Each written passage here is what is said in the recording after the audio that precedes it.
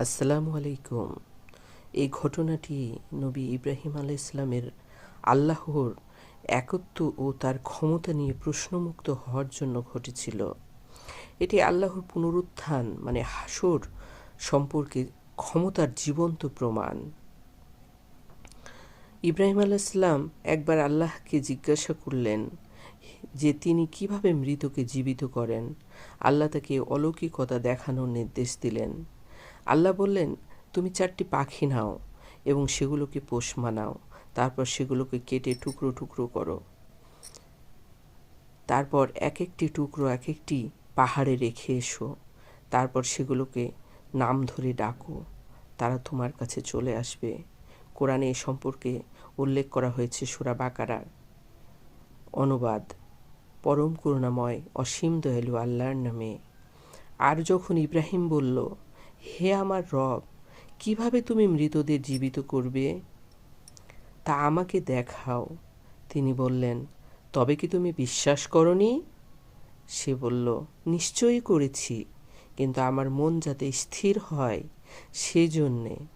তিনি বললেন, তবে তুমি 4টি পাখি নাও এবং সেগুলোকে তোমার নিজের কাছে নিয়ে এসো এবং টুকরো টুকরো করো। তারপর তাদের অংশ বিশেষ এক এক পাহাড়ের ওপর রেখে দাও। তারপর সেগুলোকে ডাকো, তারা দ্রুত তোমার কাছে চলে আসবে। আর জেনে রাখো, আল্লাহ সর্বশক্তিমান, প্রজ্ঞাময়। সূরা আল বাকারা 260। ইব্রাহিম আলাইহিসসালাম আল্লাহর নির্দেশ মতো কাজটি করার পর যখন পাখিগুলোকে ডাকলেন, তখন আল্লাহর অলৌকিক ক্ষমতায় টুকরো হওয়া সেই পাখির অংশগুলো একত্রিত হয়ে জীবন লাভ করলো এবং উড়ে এসে ইব্রাহিম আলাইহিসসালামের কাছে পৌঁছলো। এই ঘটনাটি আমাদের শেখায় যে মহান রাব্বুল আলামিনের একত্ববাদ এবং তিনি সার্বভৌমত্ব ক্ষমতার অধিকারী।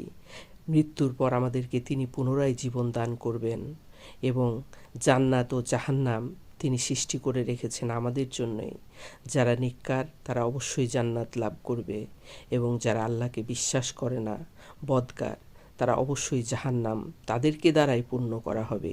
আল্লাহ রাব্বুল আলামিন বলেছেন, আমি জাহান্নামকে অবশ্যই মানুষ এবং জিন দ্বারা পরিপূর্ণ করব। আল্লাহ রাব্বুল আলামিন আমাদের সকলকে সঠিক পথে থাকার তৌফিক দান করুন। আমিন। আসসালামু আলাইকুম ওয়া রাহমাতুল্লাহি ওয়া বারাকাতুহু।